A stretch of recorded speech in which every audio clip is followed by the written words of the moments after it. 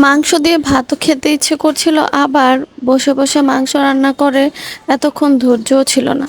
তাই ঝটপট একটা মাংস দিয়ে খাবার খাবো সেরকমই একটা প্রসেস তৈরি করলাম। 2 টুকরো মাংসকে খুব ভালোভাবে থেতলে নিলাম পাটাপুতোয়। থেতলেনো বলতে গেলে একদম ছিঁড়ে ফেলার মতো একদম থেতলে নিতে হবে। আপনারা ভিডিওটা দেখেই বুঝতে পারছেন আমি এটাকে কেমন করে থেতলেছি। আসসালামু আলাইকুম, আমন্ত্রণ জানাচ্ছি সবাইকে নতুন একটা ভিডিও দেখার জন্য। আজকের ভিডিওতে রয়েছে 2 টুকরো মাংস দিয়ে পেট পুরে ভাত খেলাম, সেটা কিভাবে এবং কেমন করে সেটাই আপনারা সঙ্গে থাকুন, দেখতে হবে প্রথম থেকে শেষ পর্যন্ত। মাংস 2 টুকরোকে খুব ভালোভাবে ছিঁড়ে ফিরে একদম কিমা তৈরি করে ফেলেছি। কিমাটা হয়ে গেলে এবার আমি একটা কড়াইতে বেশ খানিকটা তেল দিয়ে তার উপরে মাংসগুলো দিয়ে দিয়েছি। আস্ত গোটা কয়েক পিস রসুন দিয়েছি, রসুনের কোষ দিয়েছি, শুকনো মরিচ দিয়েছি এবং পেঁয়াজ দিয়ে দিয়েছি। এগুলোকে খুব ভালোভাবে ভেজে নিতে হবে। মাংসটা অবশ্যই সেদ্ধ হওয়া পর্যন্ত অপেক্ষা করতে হবে। এই পর্যায়ে আমি কিছুটা লবণ দিয়ে একসাথে সেদ্ধ করে নিব। আর মাংসটার কালারটা সুন্দর আসার জন্য তাতে হালকা একটু হলুদ ব্যবহার করব। এভাবে ঠিক ততক্ষণ চুলার উপর রেখে রেখে সেদ্ধ করে নিতে হবে যতক্ষণ পর্যন্ত মাংসটা ফুললি সেদ্ধ না হয়ে যায়। এই তো আমার মাংসটা এখানে কমপ্লিটলি সেদ্ধ হয়ে গিয়েছে। সেদ্ধ হয়ে যাবার পরে একটু পোড়া পোড়া লাগতে চাইবে, ঠিক তখনই আপনি হালকা একটু পোড়া পোড়া করে ভেজে নেবেন যাতে এটার গন্ধটা খুব ভালো আসে। মাংস ভাজা বসালে অনেক সুন্দর একটা সেন্ট আসে। এখানে যেহেতু শুকনো মরিচ, পেঁয়াজ, আস্ত রসুন ছিল, সেগুলোর গন্ধের জন্য এটা আরও ভীষণ গন্ধ ভালো আসছে। মাংসের কিমা এবং রসুন, পেঁয়াজ, মরিচ খুব ভাজা ভাজা কমপ্লিট হয়ে গেলে এবার আমি নিয়ে এসেছি শিলনোড়ায়। এখানে এবার প্রথমে মরিচগুলোকে খুব ভালোভাবে ম্যাশ করে নিয়েছি। এবার সুন্দর করে একটা ভর্তা তৈরি করব মাংসের। এই ভর্তাটা দিয়ে আপনি অনায়াসে 2 থেকে 3 প্লেট ভাত এমনিতেই খেয়ে ফেলতে পারবেন।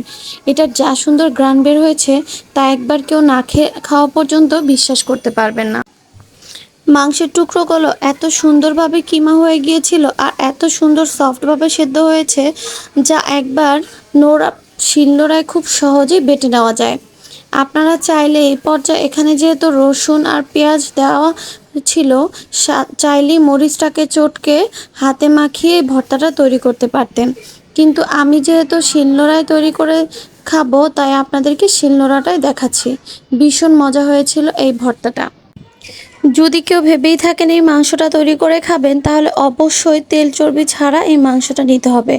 একদম ফ্রেশ সলিড মাংস হতে হবে, যাতে বাটার সময় সহজে বাটা নেওয়া যায় এবং যাতে থেতলানোটা ইজি হয় আর সেদ্ধটাও ভালো হয়। তেল বা চর্বি থাকলে এটাকে খুব সহজে বাটা বা সেদ্ধ করা কোনোটাই যাবে না, তাই তেল চর্বি সহ ভর্তাটাও ভালো আসবে না। তাই অবশ্যই খুব সলিড মাংসের পিস নিয়ে এই ভর্তাটা তৈরি করতে হবে। আমার এই ছোট 2 টুকরো মাংস থেকে প্রায় 3 জনের ভাত খাওয়ার মতো ভর্তা হয়েছিল, যেটা অকল্পনীয়। তাই বলেছিলাম কম সময়ে যদি ভর্তা বা মাংস খেতেই হয় তাহলে মাংসের ভর্তা তৈরি করে খেয়ে দেখবেন, অবশ্যই ভালো লাগবে।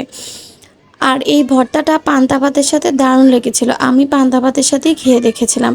আমি আশা করব আপনারা ভর্তাটা তৈরি করে পান্তা ভাতের সাথে খেয়ে দেখবেন এটার স্বাদ কেমন লাগে। ভর্তাটা অবশ্যই পান্তা ভাতের সাথে বেশি ভালো লাগে, তাই আশা করব আপনারাও একবার এভাবে তৈরি করে খেয়ে দেখবেন। আজকে এই পর্যন্তই, দেখা হবে পরবর্তী ভিডিওতে। সে পর্যন্ত সবাই ভালো থাকবেন। আমার ভিডিওটি যদি ভালো লাগে সবাই লাইক, কমেন্টস এবং শেয়ার করে দিবেন। আপনাদের লাইক এবং কমেন্টস আমাকে অনেক বেশি উৎসাহিত করে। আল্লাহ হাফেজ।